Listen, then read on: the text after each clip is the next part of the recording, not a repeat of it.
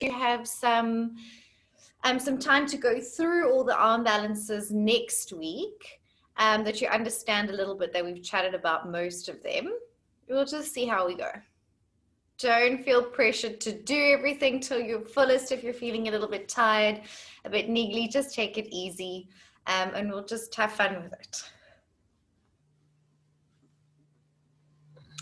So we'll be starting on page 112.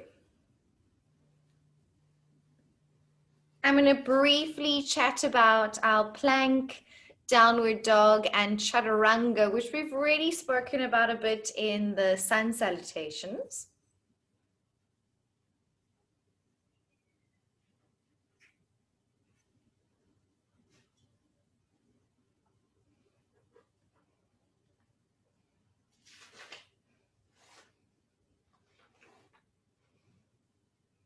Okie dokie. Any questions before we start? Anything you want to chat about?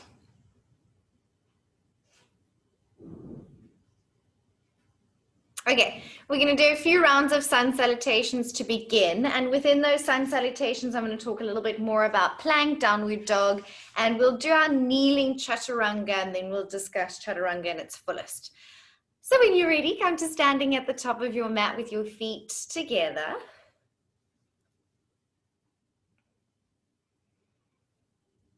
And just take a moment to stand tall.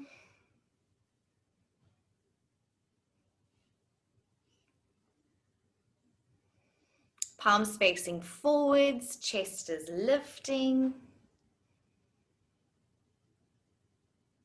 And maybe you want to just close your eyes for a few breaths, just grounding and checking into how you're feeling this afternoon.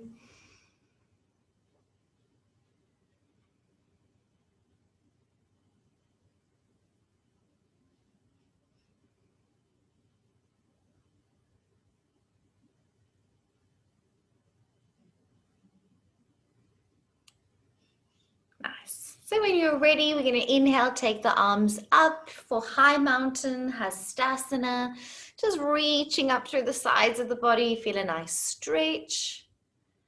And slow forward fold, coming all the way down into your uttanasana, forward fold.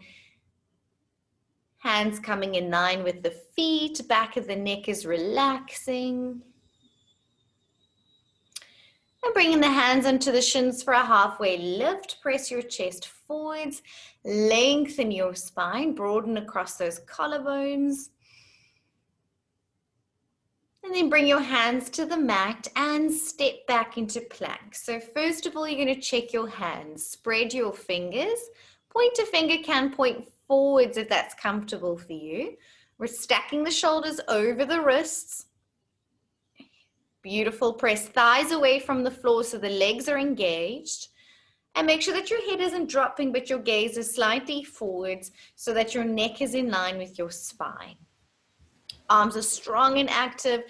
Dropped your hips a little bit in your plank. That's it. And now with a slow, strong push into your hands, begin to move your hips up into downward facing dog. And we're keeping our plank and our downward dog the same distance. So first of all, in downward dog, we want to feel a little bit of a press into your hands. Our shoulders are in shoulder flexion, so you're allowing the shoulders to move up a little bit towards your ears. We're not drawing the shoulders away from the ears here. Feel a little bit of a push. Then for some with very flexy shoulders, watch that you're not drawing your chest too far through your arms. So your ears are roughly in line with your upper arms and you're not hanging in the shoulders. Bend the knees a little bit, lift your tailbone up towards the ceiling so that we're trying to lengthen the spine up towards the hips as much as possible. And then with that, begin straightening your legs. If your knees stay a little bit bent in order to keep your hips up, that's totally fine. Rise to the balls of your feet. Push through your hands to push the hips back, up and back. Yes. Keep that lift of the hips and then maybe take your heels down a little without losing the lift in your hips. Beautiful. Extend your right leg up into three-legged dog. So we've done this quite a bit. Either your hips are parallel in three-legged dog, which means your legs wouldn't be as high.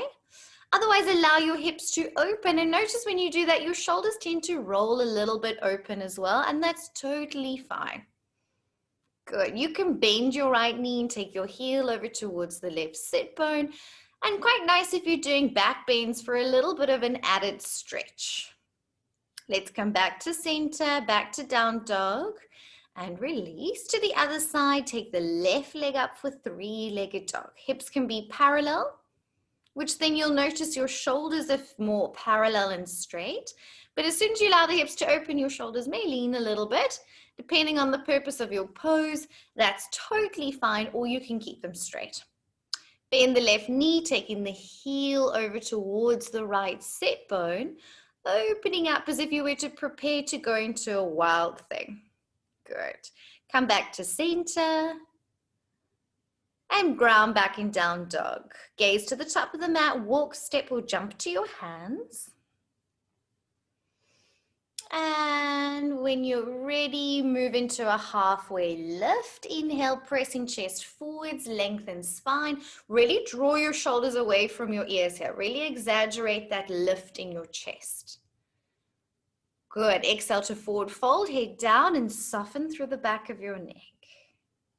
Rise up to standing, arms up, Hastasana, high mountain.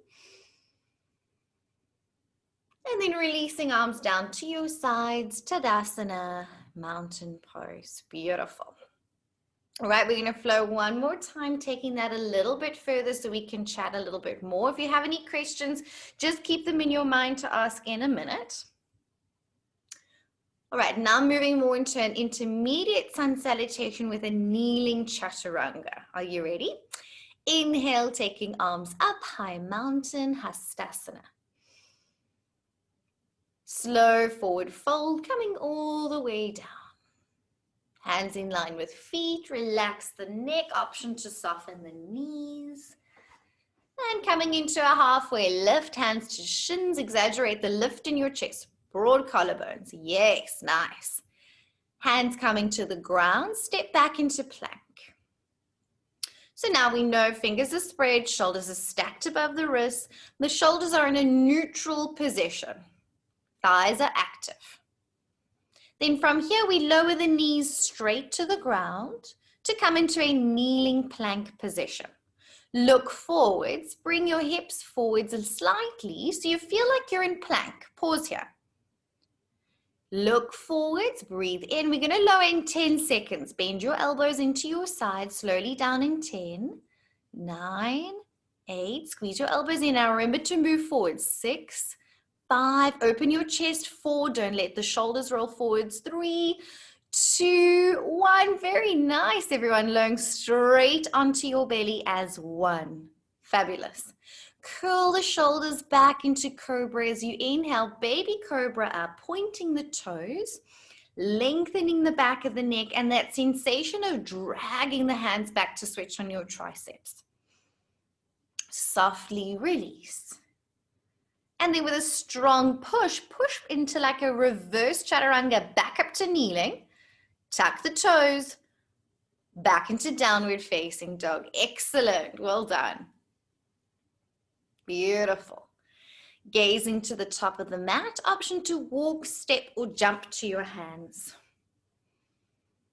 Moving into a halfway lift, inhale, chest presses forwards, exaggerate the shoulders drawing down. Exhale to forward fold and relax the back of your neck. Beautiful. Rise up to standing, arms up, high mountain, reaching up through the sides of your body. And then arms coming down to your sides, relaxing into Tadasana. Well done. So you can come and have a seat. Let's chat about what we went through there. And let's see if you have any questions on these poses. I'll go into a little bit more detail with them now as well. So firstly, we came into our plank pose, which you all look pretty good at, I must say. When teaching plank, remember the first time we did it, we came from all fours. So when we come into plank from all fours, this is quite a nice way just to really feel the natural neutral spine position. So I can tuck one foot, everything stays the same, and then the other foot. And then coming back. So lovely way to introduce plank as your first pose where you're on your hands and building some strength in your arms and your shoulders. Now, you could also do a high plank pose. Most of the time we do a neutral plank, especially if we're coming into chaturanga. But sometimes if you're teaching arm balances or something where you want to emphasize the rounding in the spine, so we could have done it in the class this morning for Bakasana, you could also push into your hands, round the spine more, round the shoulder blades. It becomes more of a core activated plank, a little bit easier on the shoulders, and that's also another way of doing plank pose. Okay, so when it comes to plank, do we have any questions around kind of our introductory arm balancing pose? I know you guys are tired, so I don't expect much from you guys this afternoon. Hands. So you've heard me say pointer finger pointing forwards, right? So it depends on the shape of your hands as well. I quite like this because it's turning your hands out ever so slightly. You could also have middle finger pointing to the front, but when your pointer finger is pointing forwards, it's turning your hands out ever so slightly. And I want you to play with that and see if it feels good for you. And often that makes it a little bit easier to lean over the wrists when we do things like arm balances and handstands, and it gives a sense of a little bit more external rotation in the arm. How's that been feeling for you guys? Nice. Yeah, it's a personal preference as well. Alicia, do you have anything you want? It felt a bit awkward in the beginning, but for the leaning, it makes so much sense, yeah. Absolutely. So you can play with that, see what works for you. But definitely when you lean forwards over your wrist, having the hands turning out a little bit more really makes it a lot easier. So something just to kind of explore and play with and see what feels most comfortable for your wrist. I'm kind of always looking for a nice straight line across the wrist when we're in plank. That what we really don't want is the hands turning inwards. Okay, because that means then our shoulders are rotating in, and we wouldn't want to be moving into plank like this with internal rotation in our arms, and especially doing that when we move into downward facing dog. So just imagine how it feels. Have your arms in front of you like this, with your fingers turned out, so maybe pointer finger pointing up, then take your arms up as if you're going into downward dog from plank. Feels pretty good, right? If you turned your hands in and then moved into downward dog, can you feel it's going to make it a lot more uncomfortable in your shoulders? Okay, and then you have weight, you have load on that. So what we don't want in plank, but especially in downward dog, is for hands to be turning in and shoulders to be rolling in. And sometimes we do see that, and it shows a lack of strength in the shoulders. So something to be aware of, okay? And it's a tricky one to fix, and sometimes people just have interestingly shaped arms, and their arms tend to have a look at this. If you bring your arms together, for some of us, our elbows may touch. Does anybody's elbows touch there? Yeah, so Anna's got a great carrying angle there. Can you see how Anna's elbows are touching very easily? Now, Anna, can you turn to the side and then just take your arm up in line with your ear so we can see your arm? So for Anna, squat down a little bit if you can so we can see your elbow, please, Anna, or tilt your screen up. Thank you so much. It looks like her arm is slightly bent, right? But it's actually not.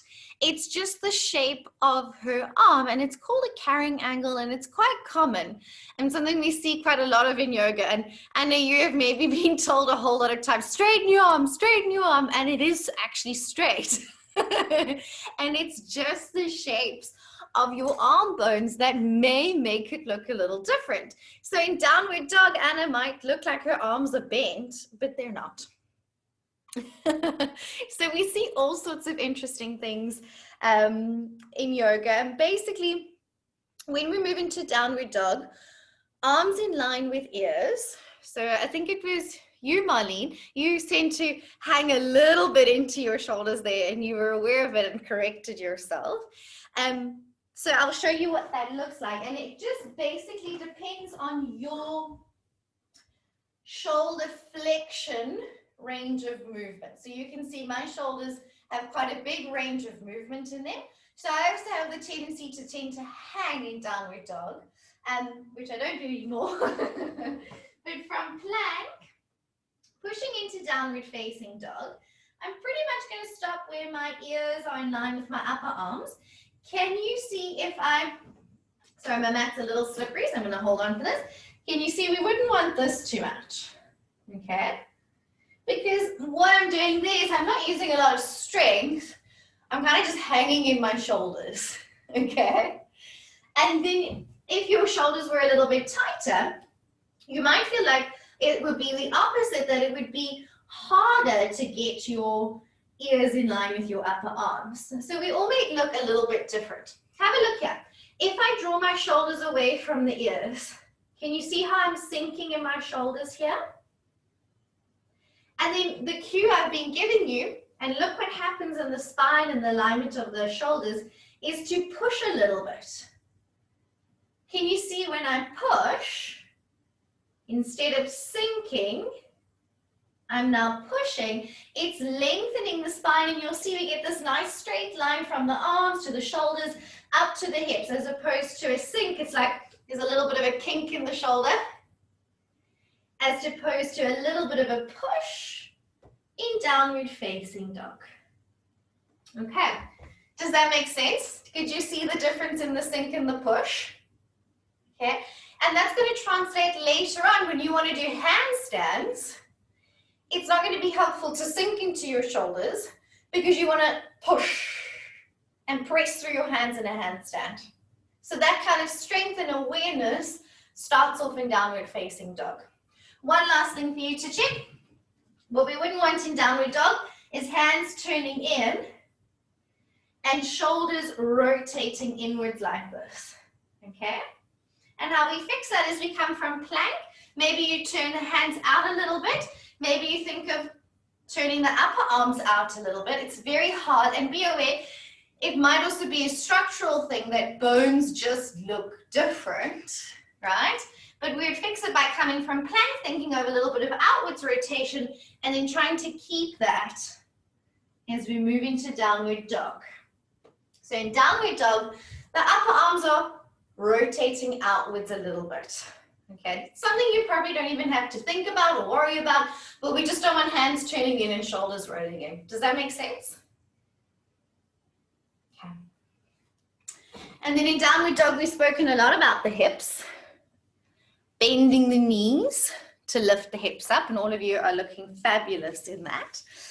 Any other questions around downward facing dog? It's quite a big pose. We could probably talk about it forever, but I won't bore you with the nitty-gritty. Questions? Anything to do with downward dog? Marlene, and then we'll come to you, Carmel.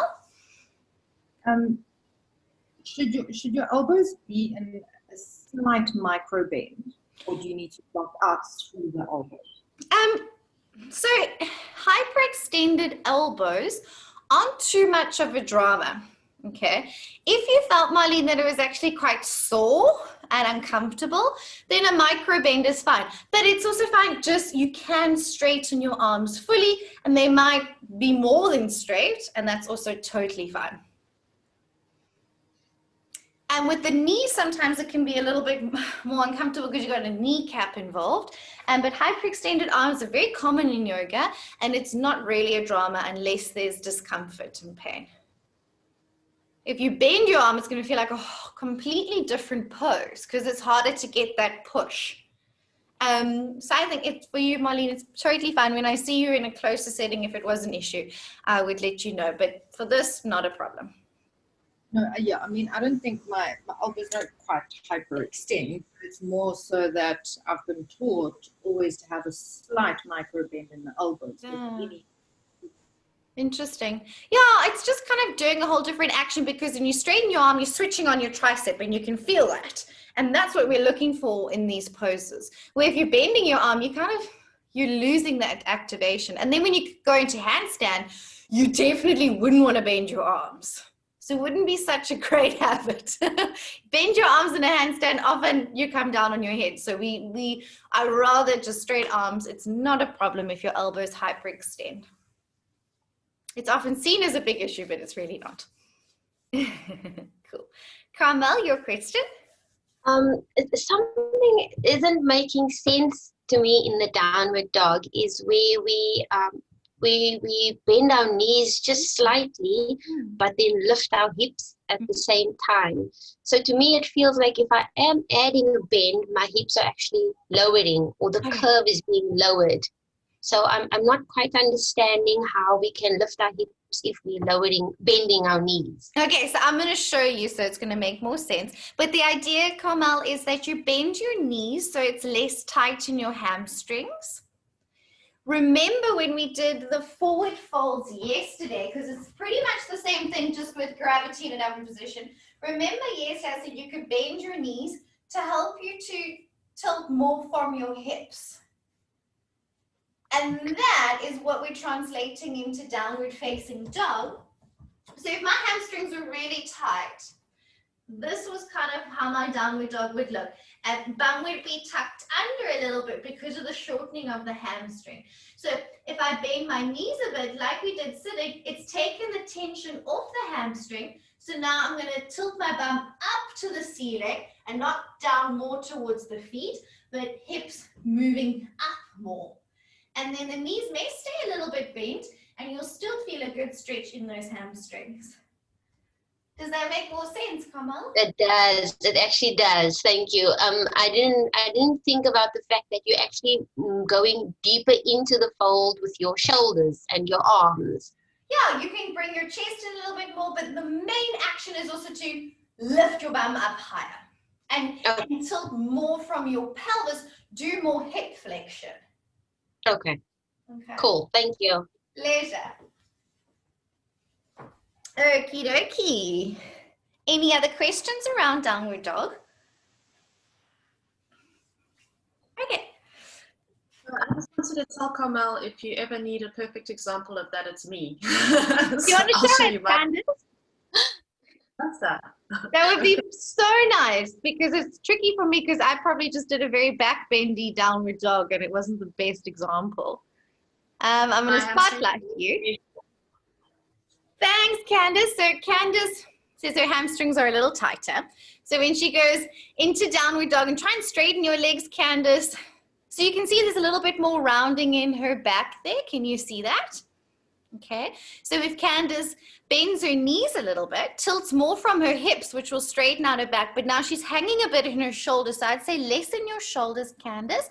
Draw up a little bit in your shoulders. Now lift more in your bum. Tilt the hips up, yes. And then can you see how that lengthens out more? Candace is still hanging a little bit in her shoulders. Yes, so Candace, come from plank. I'm going to tell you when to stop. Sorry, you're getting tired. Okay, so ever so slowly, start to move into downward facing dog. And I'm going to tell you to stop with your shoulders and arms over there. Okay, pause there. Now, Candace, push into your hands a little bit more. Push the floor away. Push hard. Yes, but don't draw deeper. Can you see we got that little kink, but that's totally fine. It's complicated, this pose. Yes, Candace, that's better. Now bend the knees a little bit, but don't move your shoulders. Now lift the hips more. Yes, can you see how now Candace's spine is much straighter? Because we've taken the tension out of her hamstrings, she's able to tilt from her hips more and lengthen her spine, and now she's just got to watch she pushes into her hands and doesn't draw her chest forwards too much. Can you feel that, Candace? Yeah. Well done, thank you. Thank you, Candace. All right. Yeah, so I mean, downward dog looks very different on everyone. It's actually quite a complicated pose. We do it all the time. We don't even think about it, but it's actually quite complex. What's happening in your shoulders, what's happening in your arms, getting your spine to lengthen, hamstrings involved, hips are tilting. So there's quite a lot going on there. All right, but it's already going to transform just from doing it from plank, giving you a bit more space. Marlene. One more, just in terms of, because obviously not to hang in the shoulders and to build more strength and stuff. I mean, would you advise to maybe practice protractions and retractions in downward dog position? So because of the load, very cool idea, Marlene. I think it's very cool to practice getting this, but I wouldn't want to load the shoulder and then draw down and kind of do too much of that elevation and then depression of your scapula with load. Remember when we were talking about shoulder flexion and we said pull the shoulder away from the ear and then it felt a bit pinchy? Because your bicep tendon and all sorts of bursts and things are happening there underneath your collarbone, I wouldn't want to encourage too much of that with weight. I would rather do it without weight, which is totally cool, so you can explain what's happening. But then once it translates into downward dog, leave it as a little bit of a push. Slight sink is fine, but not too much sinking. It might make shoulders feel a little bit niggly. You can do it on all fours, which is a cool place to feel it, Marlene. Sinking and pushing, because then you can get a sense of that. But be mindful of it in downward dog. May not be a drama, but with a niggly shoulder, might be a little bit aggravating. Okay. And it's tricky if you tend to hang in your shoulders to find that happy place. Even for Candace there, you could see it's like it's hard, like pushing, not sinking. It's tricky. So video yourself is my advice. It's very helpful to see what's going on. Okay, are we happy with that? Scraping the surface of downward dog. Alrighty, let's flip forwards a bit. I don't want to tie you out with chaturanga because it's quite a punchy pose and it's very strong on your triceps. So we're going to chat about it on page 120. Maybe we'll do it once or twice, but this can really fatigue your arms. And I want you to save some juice for just now when we play with other shapes and arm balances. So when we did it kneeling now, and all of you are looking fantastic in that, what was the main takeaway when it came to lowering chaturanga so that you didn't land up with your bum in the air? Leaning forward? Yes, moving forwards. Okay, so now you're going to be practicing that kneeling chaturanga until you feel that you can lower down slowly. 10 seconds is great because you eccentrically strengthening, contracting your tricep muscles, and your pecs are working as well. So really good strength for yoga. We use it all the time, done slowly. When you come into your chaturanga, let's just feel it in a seated position. Now bring your elbows into your sides, so your ribs, hands up. When you lower and get to about this point, watch that your shoulders don't want to roll forward. So feel what that feels like. You don't want to collapse your chest, okay? So from the side, you don't want your chaturanga from plank and then shoulders land up like this, okay? All the way to the floor, you're lowering and your chest is staying upright. Feel what's happening in your shoulder blades. Your shoulder blades are retracting. They're coming together as you lie into your tummy. Can you feel the difference? Okay. We don't want to lower in chaturanga and collapse the shoulders where the shoulder head is rolling forwards. You want to lower down and bring your shoulder blades together. Retract your shoulder blades on the lowering. Okay, so something important to watch out for. Practice it first kneeling, and when you feel you've got a wax kneeling, then we do it in full. When you do full chaturanga, you move forwards even more.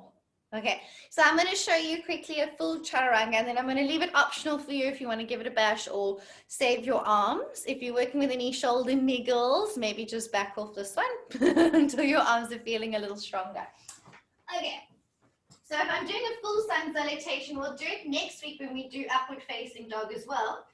From my plank, I go forwards onto my toes. Can you see? Right on the tops of my toes. I look forwards, I lay forwards, and then I'm lowering to chaturanga, keeping my chest lifted. Can you see how far forwards on my toes I am? And this is why when you move into upward facing dog, your feet flip. And when you roll back, you move back to downward dog. From chaturanga into upward dog, without moving my toes, I've moved a whole foot's distance forwards. And that is why in a full sun salutation, your feet tuck underneath you in upward dog because you've moved so far forwards.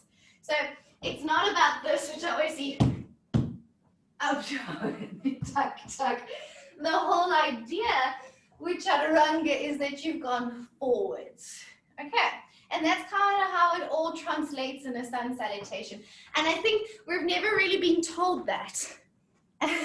We all try and tuck our toes when we sweep forwards and then untuck our toes as we go back.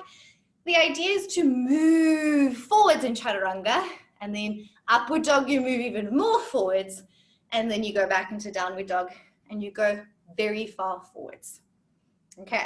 Right over the toes makes so much more sense now. Kind of like, I wish someone told me that, because it would have saved my toes a lot of hell trying to tuck them and untuck them. So it is quite a strong pose, okay? And in full chaturanga, I mean, you can lower all the way to the floor, but the idea with this is you kind of stop and hover quite high up, about a whole forearm's distance from the floor. So if you look here, pulling your elbows into your ribs, often your elbows are going to squeeze into your ribs quite a bit. Can you see this, your forearm? That's how far away from the floor you are. So it's often also thought that chaturanga is supposed to be like really low to the floor. Not so much. If you go lower, what tends to happen is your shoulders roll forwards unless you really keep them back.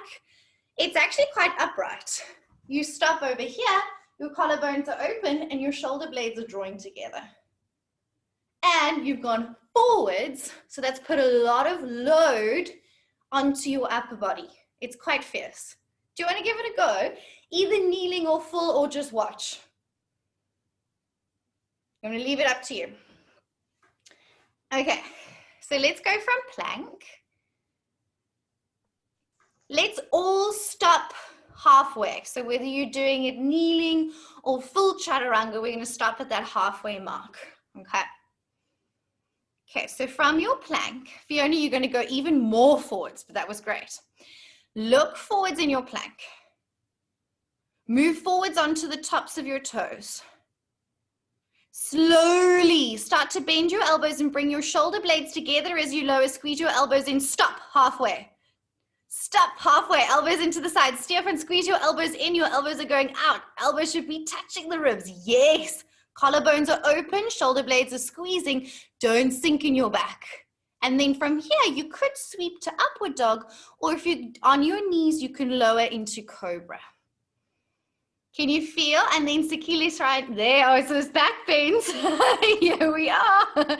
And then pushing back into downward facing dog.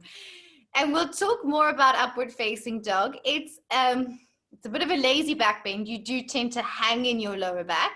So Sakili, I can understand your mindset with these back bends, especially that one. Okay, let's not kill it. We've chatted about it. You're going to practice that during the week. How did that feel? Different? It's hard. Let's be real. It's hard. It's hard to stop halfway, hard to keep your shoulder blades open. It's a lot of weight on your arms, and we want to watch that we don't start sinking in our hips or landing up in a little back bend in chaturanga. You want to keep that plank sensation of your body, you just lean forwards and bend your arms. Very good strength work. I would love for all of you to be able to do a full chaturanga by the end of this course. Nice and strong. Sound good? Do we have a deal? No? Yes? Start with the kneeling, progressive loading over time, right? To build strength. If we dive right into it, that's when we get sore. Okay, question. So the toes are working for you, Dasha? Nice. Can you feel it's about going forwards? Okay, cool. So now you've pretty much learned all three versions of sun salutations. The just plank into downward dog, plank into kneeling chaturanga, baby cobra, and then this is your full chaturanga into upward dog.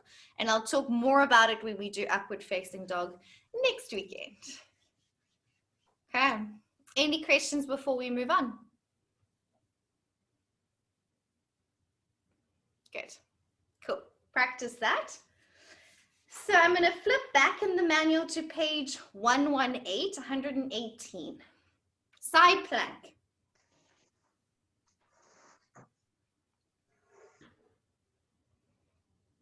Okay. So now we are taking weight onto one arm. Okay. So of course we want to be able to hold a decent plank, have a little bit of strength from at least a kneeling chaturanga, and bring in the weight onto one arm. So the big takeaway from this pose is there's loads of versions of side plank. We do it with our leg in the air. We can do it as a back bend, holding the leg behind us. We do it with the bottom foot in lotus. We do really crazy stuff from the side plank, going further into more advanced poses. And for those advanced poses, what really helps is to get your hips up. So you're more in like a little side bend, right? Like a little semicircle, rather than being like in a straight side plank. I want you to really lift the hips up. You can even see in the picture when she takes her leg up in that first picture, how much her hips lift. It makes it much easier to do the more advanced versions later on. So we kind of start that process now. Okay. That's one of the big things. And another big thing is we come into it from downward dog and not plank, okay? And the reason is, if I came into it from plank, my wrist is going to be pretty much directly under my shoulder, like it is in plank, right? What I want you to feel is, imagine your bottom arm more like a downward facing dog arm, that your hand is slightly forwards of the shoulder, okay? So it's going to load your shoulder a little bit less. And it feels quite nice because you can press into that bottom hand quite nicely, and it helps to lift your hips up higher. Okay, that's going to be another thing. And whilst you're here, whilst you're sitting, I'm rambling on, take your arm out and to the side. Bring it up a little bit so your hand's going to be more like a downward dog arm to the side. Bring your other hand underneath your shoulder, touching your shoulder blade. You're going to press into that hand, but don't let your shoulder lift up to your ear. Think of sliding your armpit down a little bit. Can you feel that? And that's going to really help you to lock in, to feel more stable around your shoulder, switching on some more muscles down there, to feel more stable when you're on one arm inside plank. Okay, so remember when I say armpit down, that's what I'm meaning with that. Okay, so I'll quickly show you and then we'll do it together. I'm going to come from downward facing dog. Okay, I'm going to turn to the outer edge of my bottom foot, and first version I can have one foot in front of the other foot. Can you see how high I'm lifting my hips? So I'm getting a nice contraction of the bottom waist, lifting the hips, pushing through the bottom arm, and then drawing the armpit down. If I feel stable there, I can stack the feet. Okay, and then you can play with all sorts of things, like a little star, or like you're doing tree pose. And then of course, taking it further down the line, if you warmed up your hamstrings, you could take that toe up. And it's really fun to take it from a lunge, and then open it up. Really fun things to sequence with here. But the more I lift the hips, the higher I can take my leg, which makes it feel lighter. Don't have to worry about that now, but just planting that seed for later on, it really helps. Gonna give it a go. So let's come from plank into downward dog.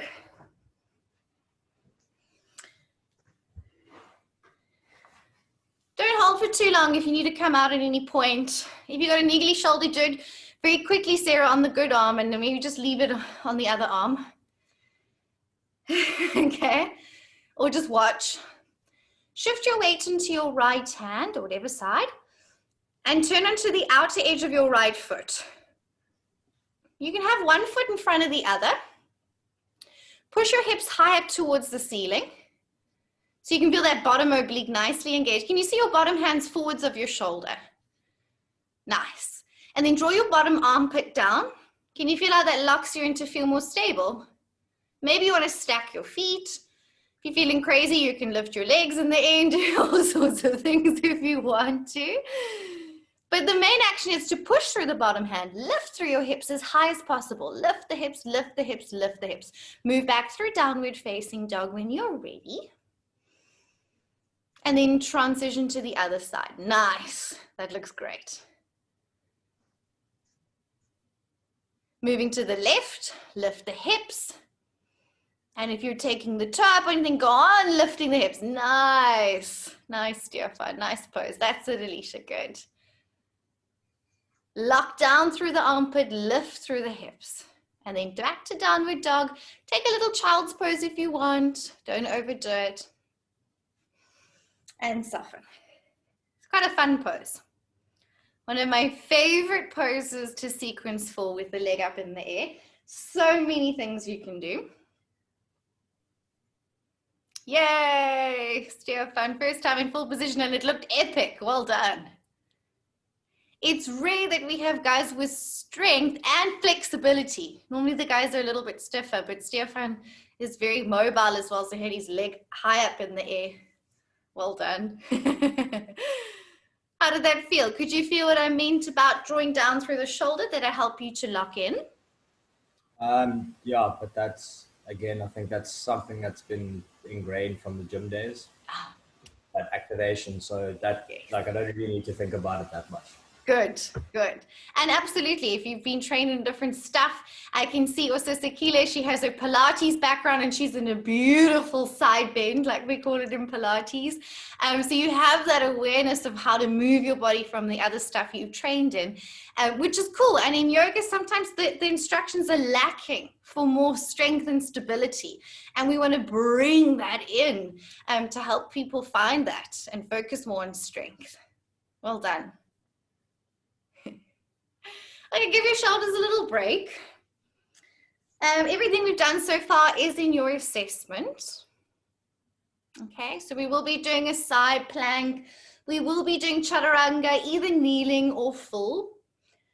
Downward dogs, planks. And sorry, Laura, can I just ask you one thing? Because I was always taught, or what I have always practiced, is having my wrist directly stacked under my elbow and be very straight. So for me, this is really weird and very new to like push my hip up and everything. Is it just, again, a different approach to the pose, or is it? Absolutely, Anna. And it depends what you would be doing it for. I'm not saying this is a bad thing, having your arms stacked, your hands stacked underneath your shoulder. You're going to feel it a lot more like it's stacking. It's quite intense in a different way. Where when you push away, you're going to shift that load further back. Yeah, and both are completely fine. It's absolutely cool. It just depends what you're doing the pose for. So if I'm doing this pose in future to get my leg up, I want to get my hips up. If I'm doing this pose, maybe because I want to do another pose where my hand is underneath my shoulder, which there are plenty of later on, then maybe I would teach side plank in that way. So both is completely fine. Great, thank you. And cool to practice. If you want to take one leg up, just feel how having your hips up higher makes that much more accessible. So both is cool. Practice both. Feel the difference. Explore it. And I think that's what's exciting, is there's no wrong or right. It depends why. Depends why you're doing it. And then just exploring both options might clarify, oh, I want to do it this way because I'm teaching this pose. Or I might do it another way because I feel it's actually strengthening more. So I want to practice like this. And so that makes it exciting. Okay, so any other questions on your side plank? Anything that we've done so far? Anything you want to check in? How your shoulders doing so far? We all right? Cool. I think I'm struggling quite a bit with getting the leg up in the side plank. I don't know if I'm getting my position right there. So do we have a look, Hayden? Let's have a look and see, because that's the easiest way for me to answer you. Do you mind if I... Not at all. I'm struggling to get my camera. That's okay. We'll wing it and just see. Okay, so we're coming from plank into downward facing dog. And then we're going to shift our weight onto one side, whichever side feels more stable. Oh, a little bit of a hanging shoulder downward dog there. Interesting. Yes, that's better. Good correction. Much straighter. Beautiful. So return towards us if you want. So put your weight on your right hand, turn to the outer edge of your right foot. Pause here for a moment, Heda, and now lift your hips up higher. Push the floor away. Can you see then how her shoulder wasn't stacked over her wrist anymore? Now keep your hips up nice and high like this. And then just float, lock in with the shoulder. Float your top leg up, just like a little star pose, just so you can feel the weight of that leg lifting. There we are. There we are. Now bend that top knee into your chest. What is my bottom foot doing? Yeah, good question. Good question. So your bottom foot, your big toe, try and push it towards the floor if it's not too uncomfortable for the ankle, or flex the foot so you're on the outer edge of your foot. I'll show you in a sec. There you are. Now lift your hips up again. Don't let the hips drop. Yes. And then start to lift the top leg up, keeping hips up. So of course I would have warmed up hamstrings, inner thighs, would have worked some hand binding, big toes to work all these actions, right? There we are. Better with the hips. Good. And then push to the bottom. And how high up am I supposed to, and how straight shall I get this leg? I mean. Okay, so depending on the length of your hamstrings, depends on how high you're going to get that leg. So pause there, Heda, for a moment. I'm going to show you another entry point, and let me just answer your question while you were there. So your bottom foot, it's quite weird, but I can you see how my bottom foot, I'm pushing my big toe to the ground? It's quite strong on the bottom ankle, but you could do that with your foot, which is more stable, or you can flex the foot and balance on the outer edge of the foot. Okay, an easier way to get your leg up in the air, did you see when I showed you this pose, is come from a lunge, bind your big toe, then you already got it and you can swivel into the pose, and it's major hamstring and inner thigh stretching going on to lift the leg. So try it from a lunge, it's quite fun. I really like that transition. It's easier than wobbling on one arm and leg and trying to grab your big toe and then straighten it out. That's it. Turn onto the foot. See how it feels about pushing the big toe down? It is a little bit awkward, but that is how they do it traditionally. Yes. That's it, Heda. That looks much more stable. I can't see your leg fully, but your hips are staying up and you look much more stable there. I just can't straighten my leg. You've got to warm up your hamstrings and inner thighs more. They'll come. I need to get those splits done. So normally if we were sequencing for this, you would do a whole lot of what poses? What poses would you do to sequence to help get your leg up in the air like that? You tell me. Three-legged dog. Yes, but something a little bit more with inner thighs. Triangle. Triangle, 100%, Sarah. 100% triangle. What else similar to triangle? Butterfly. Pyramid. Pyramid pose would help as well. Where do we go from triangle? Then we step into Warrior. Half moon. Half moon pose. Awesome prep for this as well. And then another pose we do, lying on our back, holding your big toe, taking your leg out to the side. And we do that in standing as well, holding the big toe, taking your leg out to the side. We would do a whole ton of hamstring and inner thigh prepping in order to, when you get to that moment, Heda, to be able to take your leg up. And it's quite hectic on the wrist as well, hey? Yeah, because now you're loading only on one arm. But what makes it better is not having your hand underneath your shoulder, but having your hand slightly more in a downward dog shape decreases the angle of your wrist, which makes it slightly better. But yes, Okay. yes, your wrist, 100%, you're loading your wrists big time. Getting them strong. Marlene? Would wide-legged seated forward fold and standing wide-legged forward fold Oh also be yes, good? Marlene, you are so on the money, 100%. Cool. To work on those inner thighs. Yes, yes, yes. Very fun one to sequence for. One of my favorites. Can I ask you something unrelated to this pose? Go for it. My lower back gets quite tight, like quite sore after poses. What are some of the exercises or some of the stretches that we can do to get Strength this? rather than stretch. Yeah.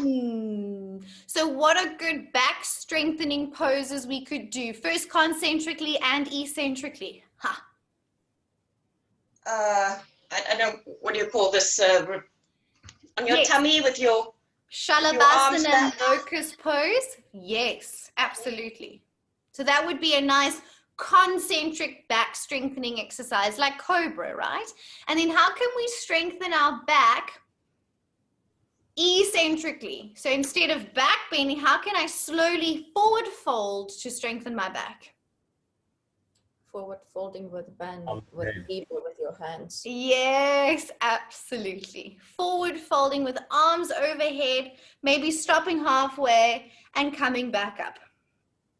So this is always the thing, we think we need to stretch. We don't, we need to strengthen.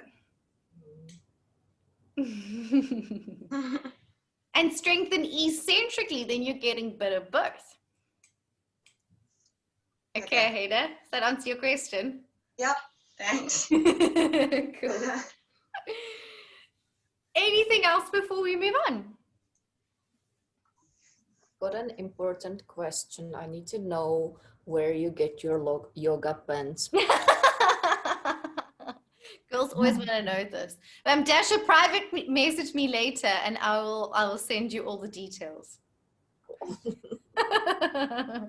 Okay, so our next pose is 124. These two are in your assessment. Okay, crow pose, which we've done this morning, and side crow pose with a twist. Okay, so we've spoken quite a lot about crow. I'm going to touch on it one more time.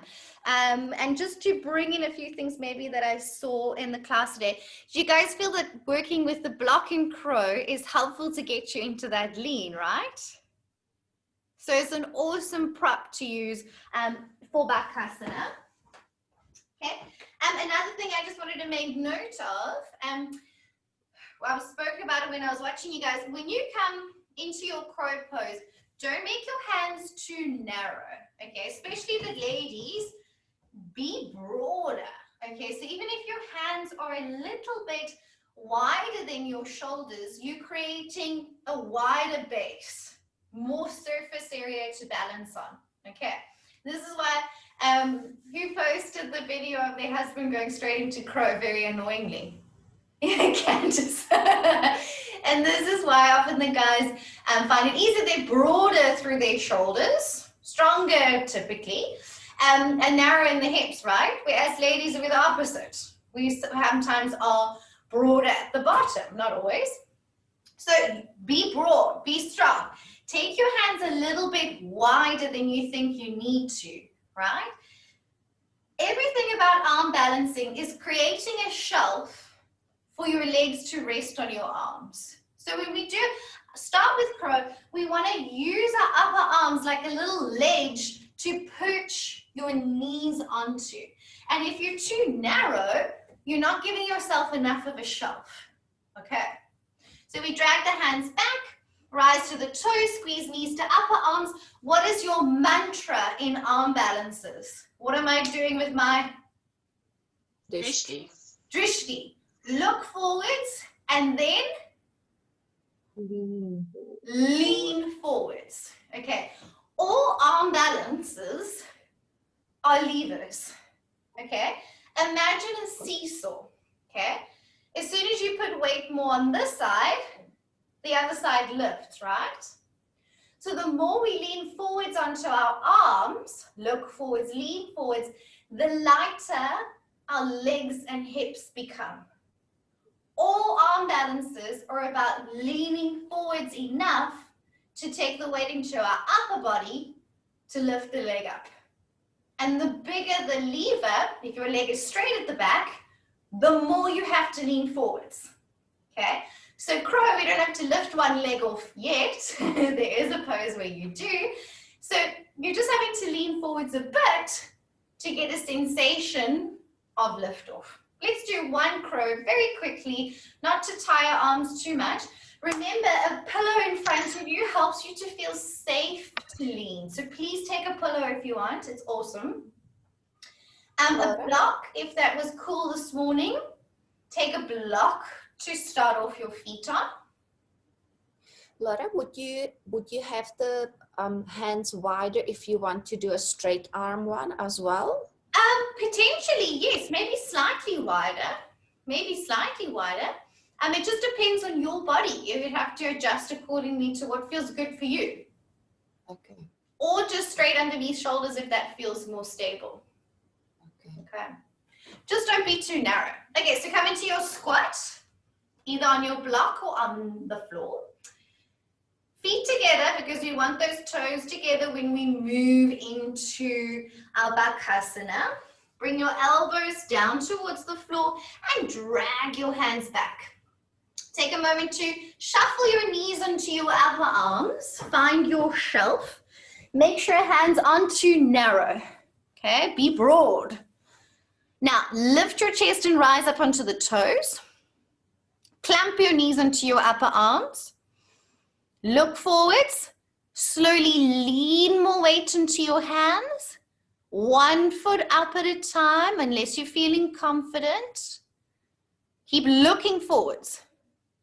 Yes, very nice. And then don't hold for too long. Once you found a little bit of lift off. Yes, everyone, really nice. Then give your arms a little bit of a breather. Nice. Okay, and it's also okay if your feet aren't lifting off the floor just yet. Keep working the shapes. It's just your wrists are getting used to being there, okay? Your body's just getting used to being that far forwards and you're just slowly building that strength in your wrists. And it's a process and it's cool. It'll come. Just work the shapes. Okay, so we've done this one already today. Anything else you want to chat about with crow? You guys are doing amazingly well. My arms like almost bruised where I'm leaning on my arms. So Candice, yeah.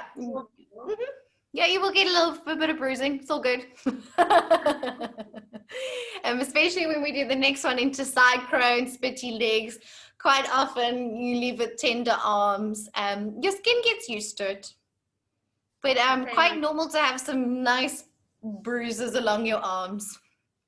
All good. Part of the fun. Marlene, you were saying? Creating a broader base. Definitely. Because before I couldn't quite get my knees high enough, so then it would come down, and then what I do is I end up pushing elbows out and knees to elbow, obviously lower, but then instead of that tension just to get into the pose. Yes. Yeah. So, I mean, it uses a lot more energy as well. Absolutely. Yeah, being broader helps a lot. And I find all my arm balances, I take my hands a little bit wider than my shoulders, and it feels really nice. And we're all different, so it might work for you, it might not work for you. You got to just explore it. So I'm glad that was helpful. I'm so proud of you all. You were looking so amazing getting into those crows so soon, and I'm very impressed. You guys have been awesome, I must say. You must take a screenshot of us all in the crow. I know. I have to. I'll do it another day when you're not so tired, when you're not too tired, and we all have liftoff. Okay, so if you're happy with that, any other questions around crow? Cool. And then I'm going to move to side crow. So side crow is in your assessment. It's the last arm balancing pose that's in your assessment. So after this, the rest will all just be for fun. Side crow is in the second picture there. She's doing it with her arms straight. She's quite hardcore. We don't have to do it with our arms straight unless you're feeling fancy. Has anyone tried side crow before? Maybe some. Okay. Cool. So it's very similar to crow pose in the way that you have to look forwards and lean forwards all the same, and trusting in your ability and in your strength to lean forwards. So that's going to feel quite similar. And then there's two different arm versions. Okay, and it'd be a little confusing, so you might just have to have a look-see to see and try both. One's a little bit easier for balance, and one's a bit easier in the twist. So it kind of depends on your body. If you need, you're going to try both and see. Okay, I'm going to spotlight so maybe you can see a bit better. Okay, so my first version of side crow, I'm going to try and bring both of my elbows underneath the bottom thigh. Okay, so this is helping because I've got two elbows to use as a shelf. Okay. The downside is it's a bigger twist, okay? I'm gonna really have to turn my whole body to face the side, okay? So I'm gonna turn my knees to the side. I'm gonna do like we did twisted Utkatasana, chair pose, exactly the same. You wanna feel a really good hook of bringing your elbow across your thigh, okay? Because that hook's going to be super helpful. Then I'm going to place that hand to the floor, and same as crow pose, I'm wedging that elbow below the thigh, okay? Then I'm going to use my other hand, and I'm going to tuck my other elbow underneath my hip or outer thigh, depending on your legs, okay? And then from here, I'm going to lean forwards so that my whole outer thigh is resting on both of my elbows, okay? And then like that, I'm gonna look forwards, lean forwards. My feet may need to just shuffle out a little bit. And then when I feel confident, I'm gonna lift the feet off the floor, okay? So this is often the first version you'll learn because you have two arms supporting you, okay? But it's a much bigger twist, so it's quite hard to talk there. Then you might want to try this one. It's a little bit harder, okay? But it's less of a twist. So now my knees are going to point forwards. This is why it gets a little confusing. I'm just going to hook one arm on my outer thigh, okay? Make sure it wedges. My other hand, I'm going to step it out. So this arm is going to be free. My knees are only on one arm. Can you see that? As opposed to the previous one, I had both of my elbows tucked underneath me. This one, only one. Then I look forwards, lean forwards, and then I can lift. Okay, so there's two ways of doing side crow. Let's try both. So come in with me and let's see how we go. Squat down in a little malasana, but this time your knees are together. Okay.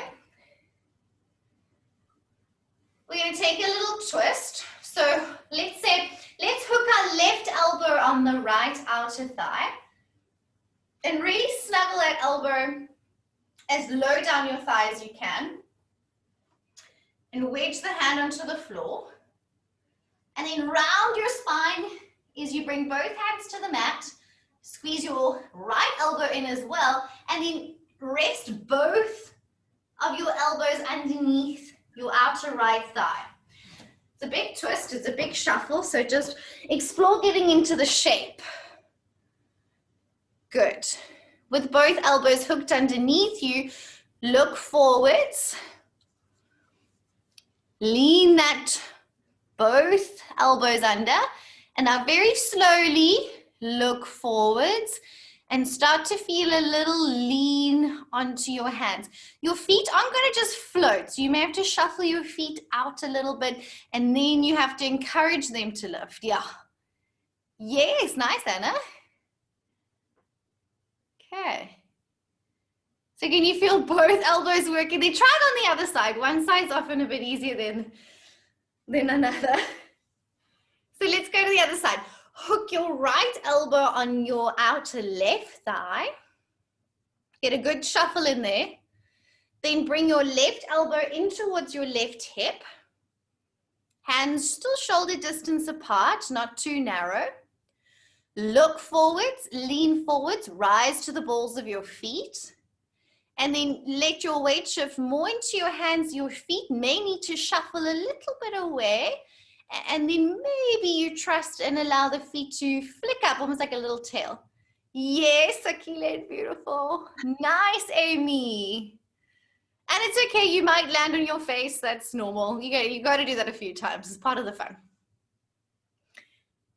Okay, shake it out. Or maybe you want to keep practicing that. If you're still working to get your elbows in, it's very compact. Where the other version is harder loading on your shoulders, but is easier in terms of getting into it. Okay, that's it, Dasha, nice. Okay, do you want to try the one arm version now? Just work with the shapes. It may not happen today, don't stress about it. We will go through this again, but just explore it. Okay, so I'll come into it with you and then we'll take it from there.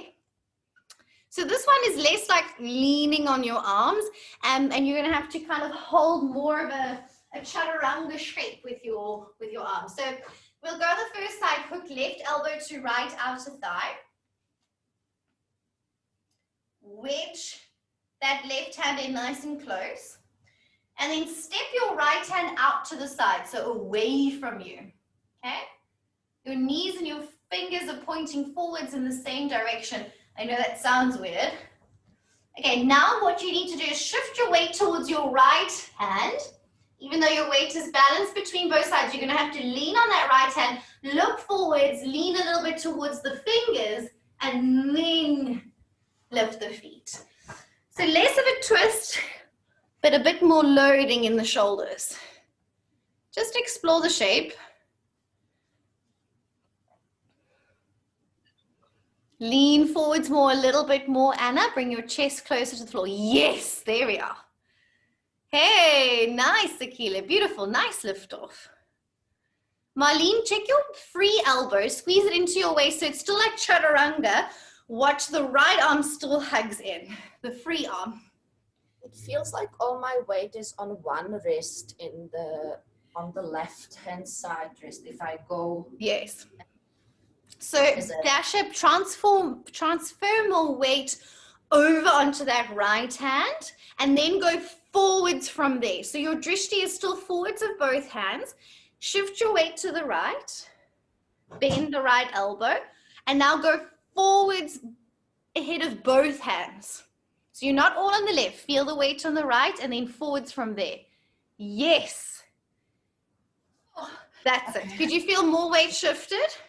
Yes. So for me, I think of actually putting a lot more of my weight on my free hand, and then I move forwards in front of both hands. I was going forward this way. Yes, exactly. You got to go forwards with your hands. Yeah. It's often that's very common. Okay, try it on the other side. If your arms are tired, take a little break. You've explored both of these options.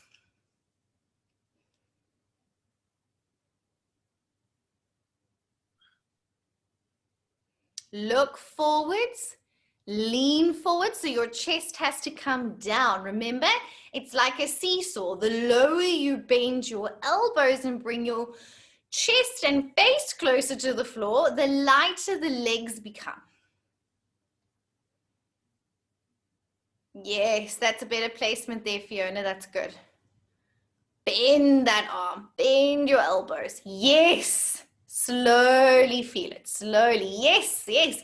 And a little bit of like a split second lift off is awesome because you're adjusting and your body's learning how to lean. Where's the lift? Very nice. Gorgeous. And then let's give our arms a little break. Okay, so a bit of a tricksy one you're going to need to practice. And of course, in this one, you could also start with your feet perched on blocks. So maybe a pose you want to spend a little bit of time next week exploring. Let's just release it out. Any questions?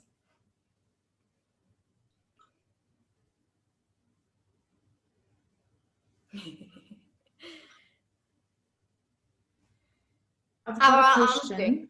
Marlene? Okay, so for the second one we practiced now, so your arm is in line with your other, or in line with your other hand. Yes, both correct. the same, so it's not.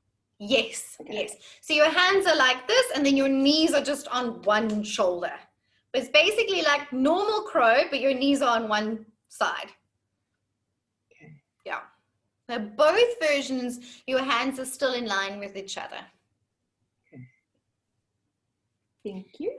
Pleasure. It's an interesting one. We're also different. We have to explore what works for our bodies, whether it's the 2-arm version or the 1-arm version, and then just adjusting accordingly to feel your lever, how much you need to lean forwards in order to feel the feet becoming lighter.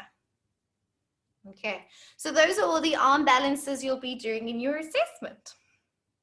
Laura, can I ask you, what are you doing with your legs? Because I was so focused on everything going on with my arms that I don't really know what happened to my legs. Like, do you want to keep them together, feet together? You're going to keep your knees and feet pretty much together. One knee may have slid more forwards of the other knee as they naturally do in a twist. So I'm going to show you your options there, Anna. So you can take it into the next picture there. It's called Ekapada Kundaliyasana 1. So first, for side crow, we keep the feet together. So we'll have a look-see here. I'll turn slightly to the side. So my knees and feet pretty much stay the same. Okay. And then I'm going to increase my lever. So I'm going to extend my bottom leg forward. And notice as my back leg goes back, I have to bring my chest closer to the floor to account for the higher, heavier back leg moving back. So first knees together, and then you can explore splitting the legs. You just need to remember, bottom leg goes to the side, top leg goes to the back, because it gets a little confusing whilst you're there. If anyone is feeling like they want to go for it and give that a bash, feel free to. Quite fun. The lesson in that is when your back leg goes away from you, you need to lean more forwards. Stefan's going for it. I knew he would, so I'm going to spotlight him to guide him through this. So he's taken the 1-arm version. Very slowly now, Stefan, you're going to straighten your bottom leg towards me, towards the camera, and top leg goes back. Very nice. Can you see he's gotten quite close to the floor? His nose is just off the mat, and that is common with these kinds of poses to account for the weight of your back leg. Thank you very much. I have a question, as usual. Yes, Candice. Where is most of the strength in this pose? Because I feel like I don't have any of what it's asking for. So what can I work on to get there? So firstly, wrists, okay. Often that's one of the biggest components initially. Your wrists have to be comfortable because you're leaning over them, right? And that's one thing, it just comes over time. The more you load your wrists, the stronger they become. So it's a bit of a process, Candace. And the more you do this kind of thing, they'll just naturally get stronger. And for the first while, you're going to be like, oh my God, my wrists. So firstly that, and then basically all of these is triceps. It's your chaturanga strength. So doing slow chaturangas will be helpful. And pecs are working eccentrically as you lower. Okay, of course this is a little bit of twist, a little bit of core engagement, but mostly strength in your shoulders, triceps, and wrists. You can build this strength by leaning forwards in chaturanga. When we get into some more stuff with the inversions, we'll be walking our feet up the wall and loading our arms, shoulders, and wrists more with use of the wall, which is really fun. And there's actually tons of things you can do, Candace. Have a look at our Wellness Connection Instagram page. It's Catherine's huge passion is handstand strength training, which is pretty much the same as a lot of these arm balances, except your arms are straight. And then there's loads of really fun things you can do. Planks, leaning forwards, plank with your legs on a wall or legs on a chair, all sorts of fun stuff. But the thing is not to overdo it too much too soon. It's progressive. So for now, hold your planks. See if you can hold your plank for a minute. Then work 10-second lowering in kneeling chaturanga. Then slowly work your full chaturanga, slow, slow, slow lowering.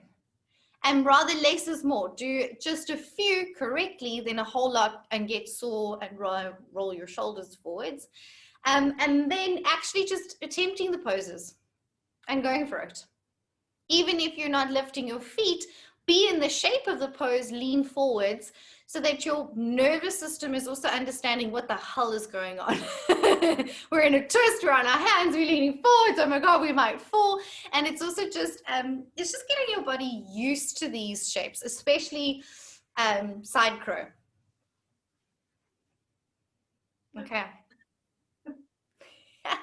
It's so fun. And this is why it's so important for us to be building strength when we teach, so that when we get to these poses, our students are ready for them. That we've been building strength from even just transitioning plank to downward dog, we're feeling a push.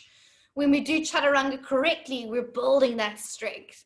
So that when we want to do an arm balance, the arms are like, oh, cool, I got this. So much fun. Okie dokie. All right, so the next few poses are really just for fun. So Catherine wanted me to go over a couple that you guys spoke about today. So you can kind of link it with the pose. Okay, so we've done crow, we've done twisted crow, we've done Ekapada Kundaliyasana 1. We'll do Titibhasana and Galavasana as well, and then you'll probably want me to go away and leave you alone after that. Let's talk about on page 128.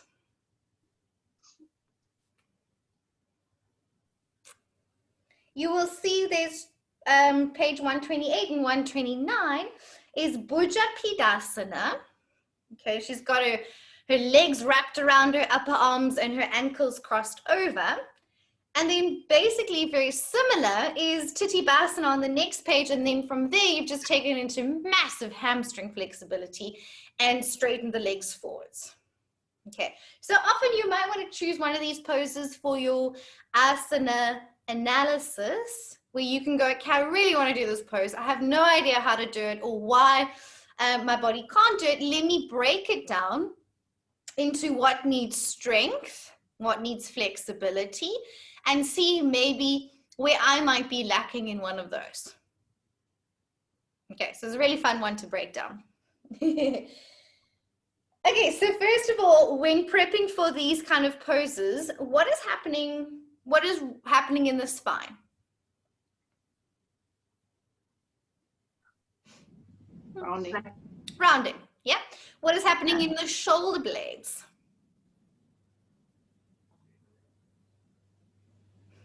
I love the sign language, guys.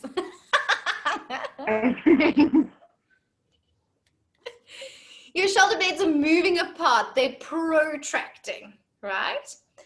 And then what is happening? How far is she leaning both of them forwards? Can you see that? Their shoulders are way over their wrists. So what is going to be working very hard there? Wrists. Wrists, yeah. So wrist flexibility and strength. This one's quite a nasty one for the wrists. And now the legs. Okay, legs are on the outsides. So the hip is doing two things. What is it doing? Flexing.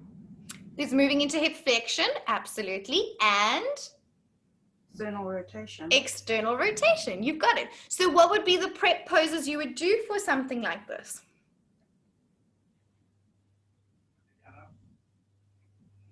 What muscles are stretching? Hamstrings, big time. And what else is stretching?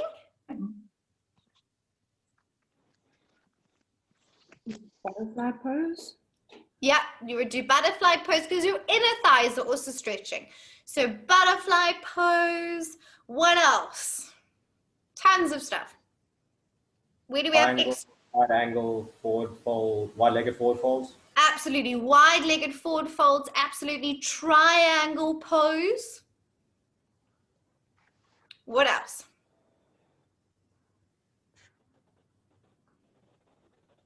Where else could we think, and we had a little bit of a sensation of it today in the class, could we feel where our knees need to be on our shoulders without actually having to be in the pose? Like, what other shapes can we do where we squeeze our knee to our shoulder? Malasana squat. Malasana squat, absolutely. Even just planks and lying on our back. Lying on our back and trying to recreate these shapes is really cool. Yeah.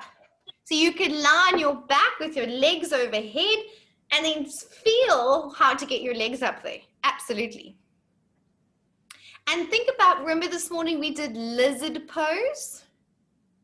And we squeezed our knee towards the shoulder. Quite often when I see...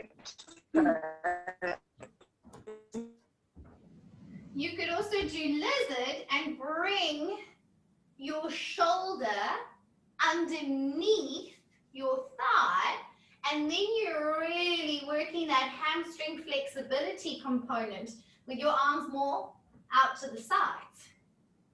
So I can feel those shapes. Maybe I'm going to bring my knee towards my shoulder here, and I can do things like compass pose. Yeah, because it's resembling the legs like in Tadasana, right? I can roll legs overhead and create the shapes of bringing my legs in. So you want to start getting creative as well. Okay,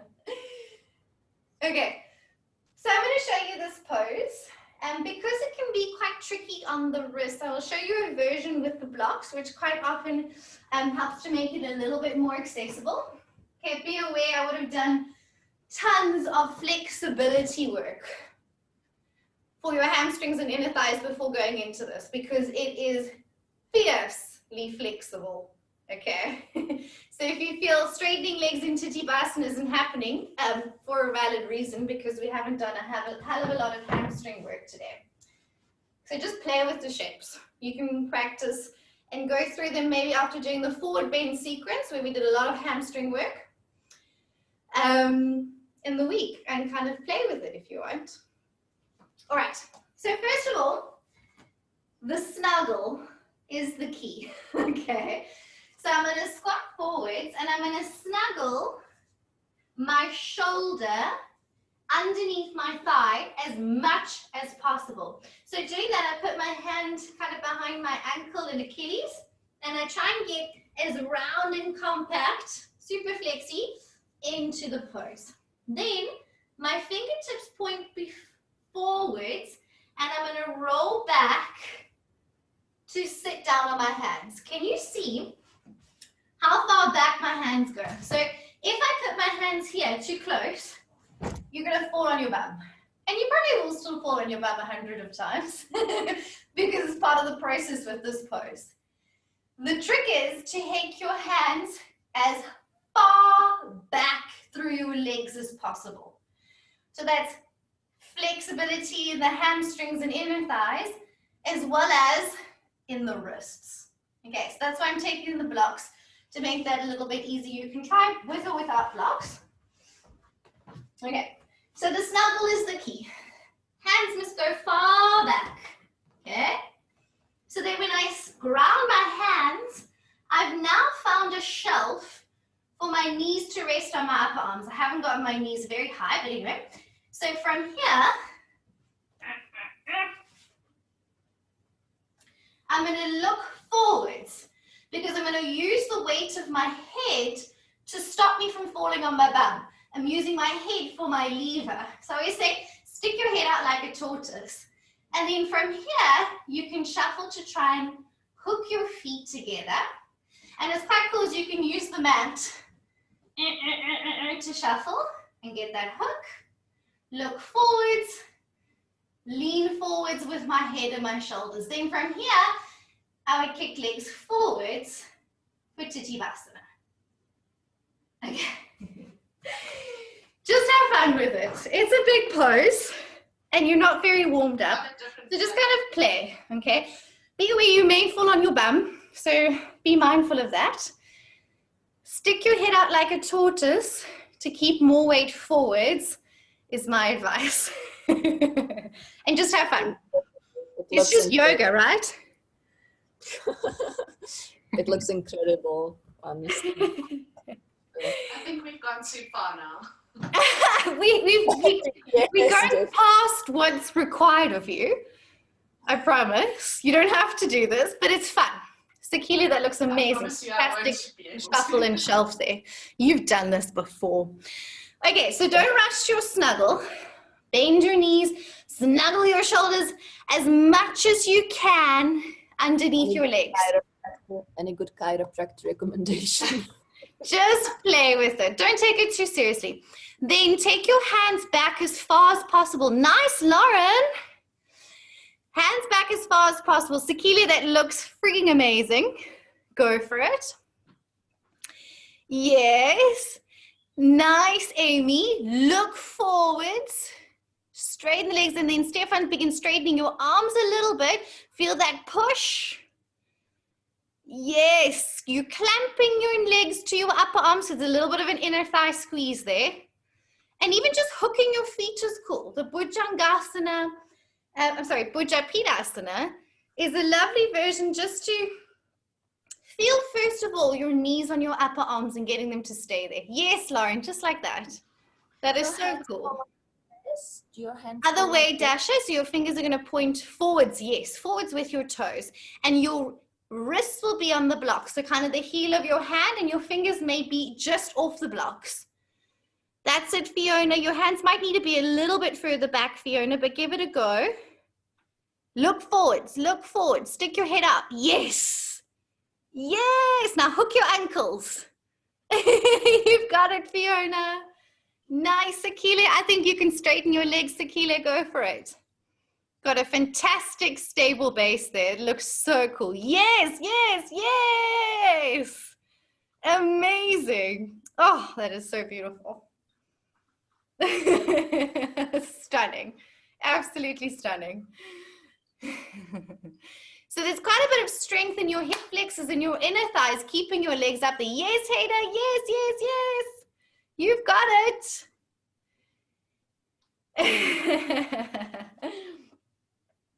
Just for fun. So well done, guys. You've got your hands further back. I didn't see one of you fall on your bums, so that's quite impressive. Useful tip. Hands moving far back behind you is pretty much the key to finding that lever, and then using your head to poke forwards.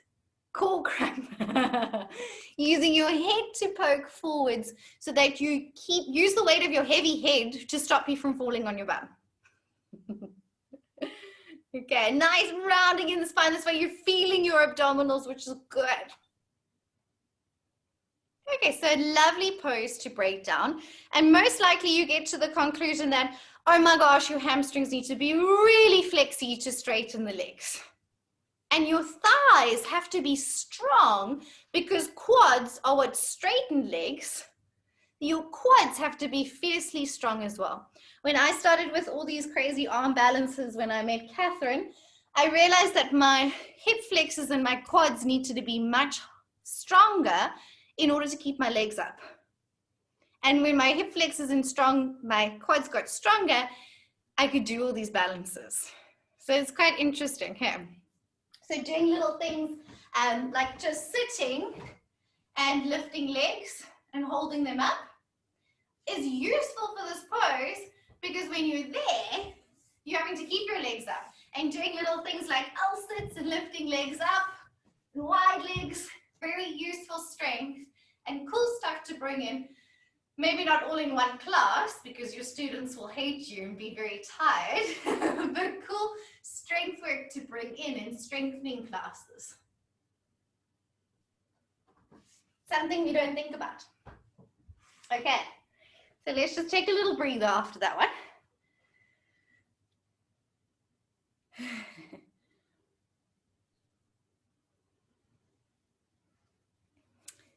Any questions? Anything you want to add? And these are big poses, so don't take it so seriously. You're going to have to play with them a few times to kind of fiddle and feel where your body sits into it within your own body stuff and figure it out. Laura, can you do this one with a folded arms? Can you rest your legs? Yes, bent arms, 100%. So you can see when I did it on blocks for you there, my arms were actually quite a bit bent.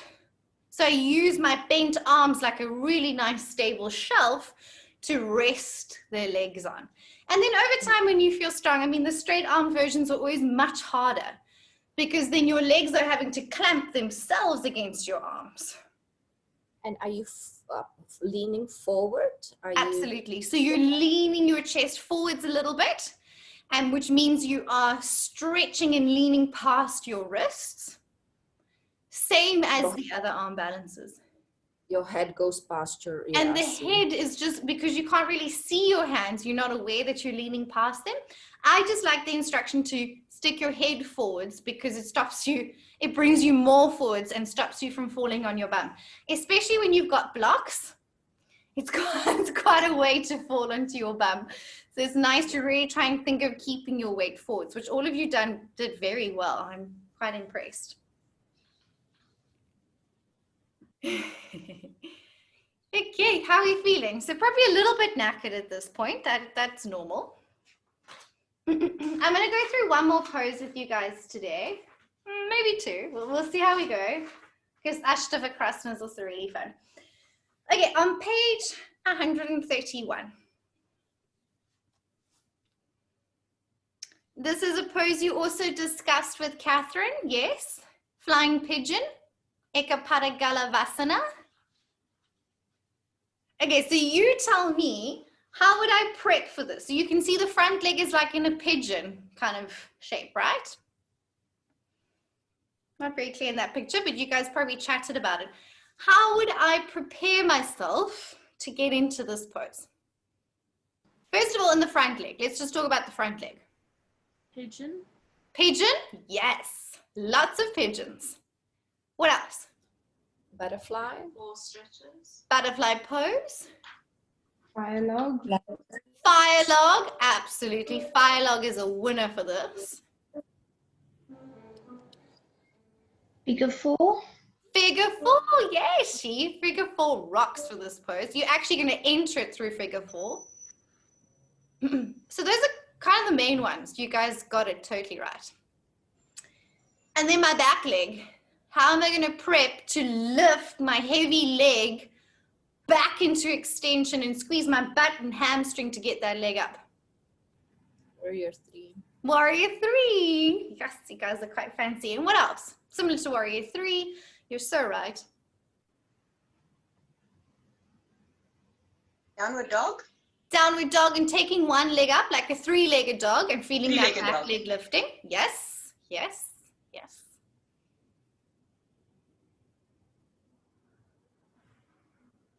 I can also just be on all fours and take one leg back and just feel that back leg lifting.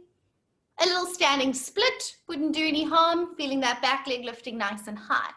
So now, because my back leg is extending away from me, it's increasing the lever, it's increasing the load in the backside of the seesaw. So what am I going to need to do a lot of in this pose? Go forward. You're going to have to lean a lot.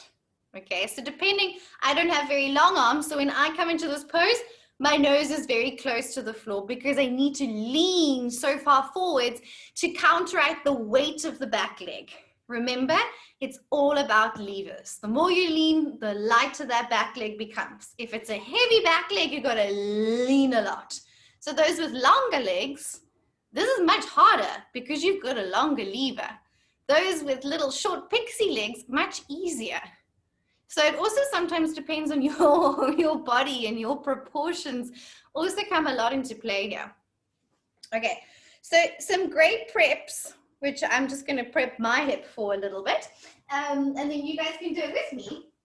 Let's come to seated. We'll do a seated figure 4 pose. This one needs prepping. It's a serious hip opener. And then you're going to come to a seated figure 4. Because there's massive external rotation in the hip, and then you're going to put a bit of weight on that as well.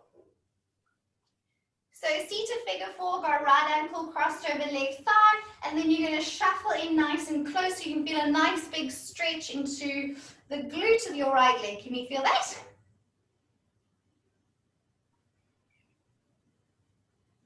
Okay. And then shuffle your bum back a bit, or your bottom foot forwards a bit. And then just feel the shape here. I always prep for this pose like this. You're going to hook your elbows over your front shin, because this is how your arms will be placed moving into the arm balance. Okay. And a useful tip, your toes of your right foot, curl your toes around your left upper arm. Can you feel that? Now, that sounds weird, but when you're there, it really helps to keep your foot hooked up on your arm nice and high. Okay, so that's what you're going to be doing. Change legs. Left ankle over right thigh. And then just be nice and compact first of all. Shuffle in nice and close. Bring your chest close to that shin. Feel a good stretch to start. And because you're coming into figure 4, the shin is quite high up at like a 90-degree angle to make that shelf. Okay, and then come to a seated position. You may need to shuffle that bottom foot away a bit. And then feel your elbows hooked over your shin, pressing through hands, and it's chaturanga arms. So your elbows are bent and your left toes are curling around your right upper arm, and that's what's going to keep your foot up there, hopefully. Okay, and then another nice way you can release is to come into pigeon, but we're going to do one of those crazy pigeons where we try and bring our shin more parallel to the front of the mat. Okay, so it's going to be a much bigger stretch, and then try and sit evenly through the hips, and then even here, if you come to your elbows, bring your elbows to connect with your front shin. Big, big glute stretch. Sometimes inner thighs a bit as well.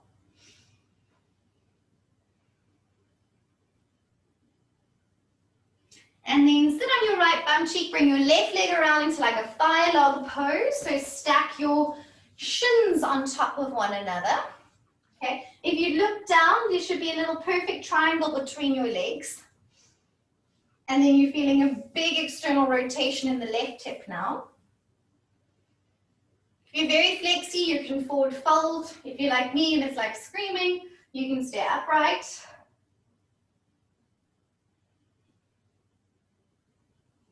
Okay, and then let's bring it back around. So just release the legs, bring the left leg into the strong pigeon.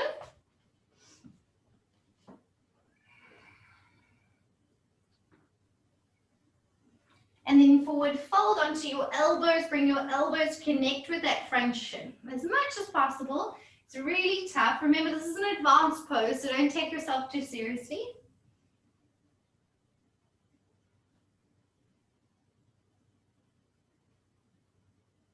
And then you're going to bring your, sit up on your left bum cheek, bring your right leg around to a thigh log. So of course we would spend like a whole hour doing stuff like this, normally. Getting used to having that shin forwards in that figure 4 pigeon shape. Okay.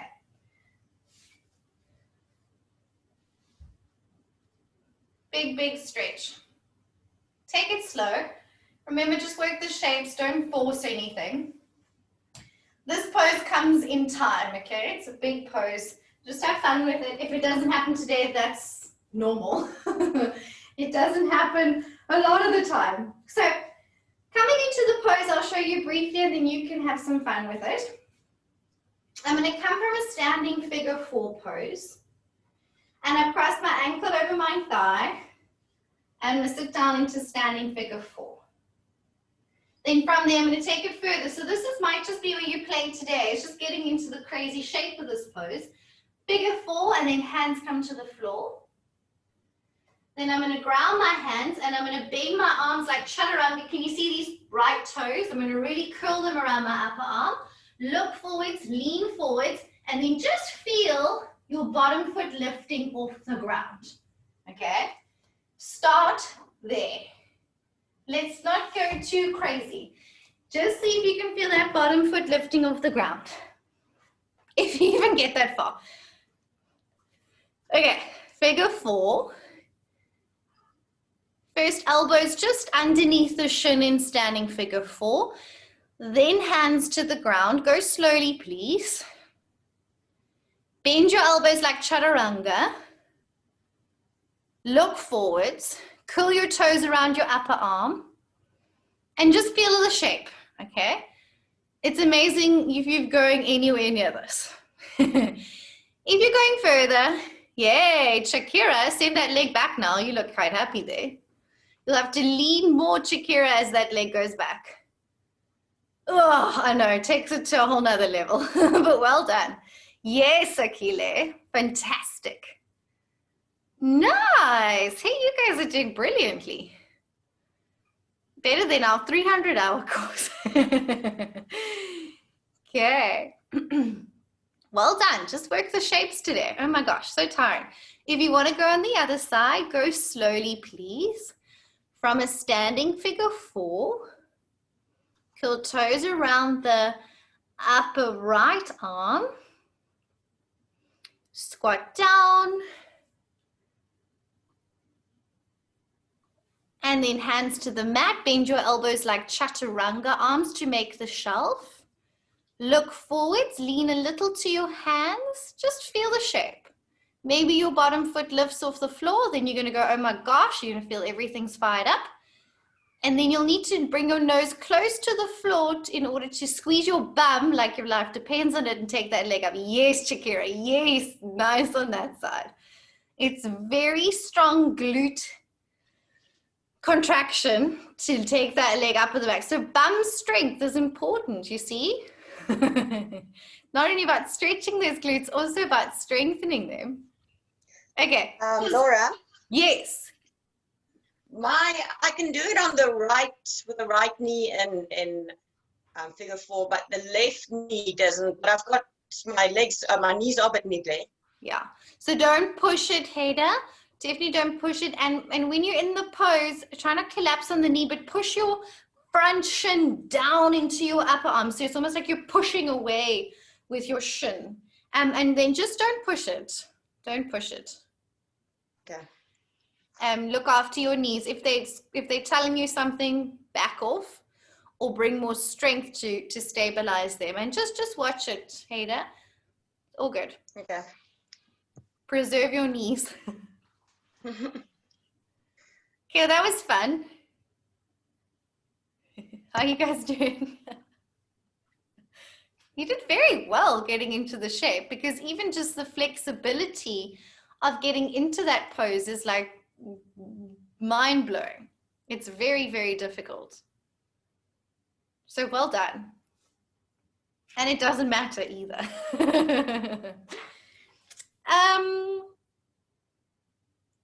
Okie dokie. We might as well just go through Ashtavakrasana just for fun very quickly, and then that'll wrap it up for the day. So on page 133, just so you know, so if you want to practice one of these poses for your asana analysis, you can play with it. So Ashtavakrasana, I've got, again, the legs on the upper arm. So all yoga arm balances, you've got your legs hooked on your arms and you're leaning forwards. I'm going to show you how to get into the pose, and then you can just see if you want to give it a go. All right. So first of all, I'm going to try and take this leg back. So a lot of happy babies would be my prep, single leg happy babies. Hooking the leg over the shoulder, so I could have done that in lizard pose like I showed you guys earlier. Compass pose and things like that would have been some awesome preps to just be able to get my knee on my shoulder. You would have had to do a lot of flexibility work. Then from here, they call this elephant trunk. You can squeeze down your calf on your upper arm, and the first bit of strength building here is just to lift your bottom foot off the floor, which is quite cool, and you can just try that if you want. Then from here, I'm going to lift the bottom foot, hook my ankles, shoot my legs to the side, and then lean the chest forwards. What tends to happen is a lot of you will be able to get into the shape, but you've got to straighten your legs out to the side quite swiftly. So don't hang out here for too long. That makes it hard, okay? It is a twist, so your obliques are working. As quickly as you can, hook your feet, lean forwards, straighten legs are your actions. Forwards, and shoot those legs out to the sides. Do you want to give it a go just for fun? Last one of the day. Otherwise, just watch. So sitting, bring your knee, just chuck your leg over your shoulder, you know, as one does. Clamp down.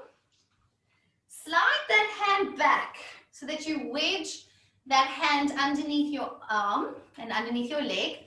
Then you're going to hook ankles, look forwards, lean forwards. Let me have a look. Give it a go. Yes, Hayden, now lean forwards and straighten your legs. Do you see how we get stuck with our knees bent? Yes. And then don't drop your chest too low when you're in the pose. Keep that chaturanga chest lifted. Nice, Akila. Yes. Otherwise, just lifting your bum off the floor is a huge achievement. That's it, Marlene. Now shoot those legs out to the side. Squeeze your inner thighs. Yes, you're right there. Yes, Anna. Lovely. That's it, Amy. Now bend your arms and look forwards. Don't drop your head. Look forwards. Squeeze the elbows in. There, you have it. Don't look down. Always forwards. That's it, Marlene. Quickly shoot those legs to the sides. Yeah. Well done, everyone. Go for it, Shakira. Okay, you're ready. Lean forwards, look forwards, squeeze legs to the sides. And now free elbow, squeeze it into your waist. Yes. It's quite a fun pose. That's it. Hey, to hook your other foot on top. So hook your other ankle on top. Yes, like that, like that. And now straighten those legs and lean your chest forwards. Your body's tired now. Well done, guys. I'm sure you're exhausted. Come and lie on your back. If you have any questions, fire away. Lie on your back. Just let your back relax onto the floor. If you want to windscreen wiper knees from side to side, or hug knees to chest, or do a little bridge pose, or support your pelvis in a supported bridge pose. Remember, that one feels really nice as well. Just let your body relax and unwind after all those crazy arm balances.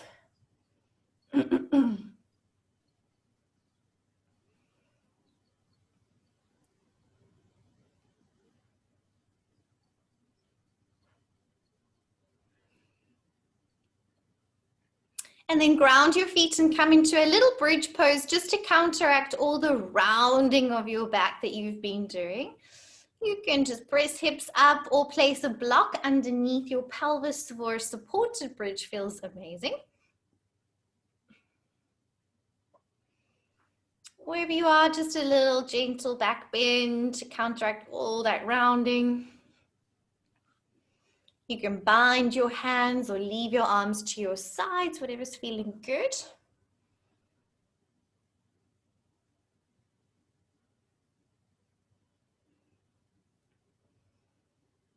And then slowly release, come down, do whatever feels good in your body to soften. Stretch out, unwind.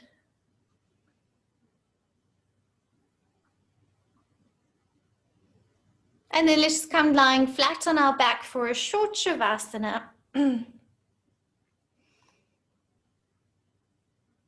Neutralizing the spine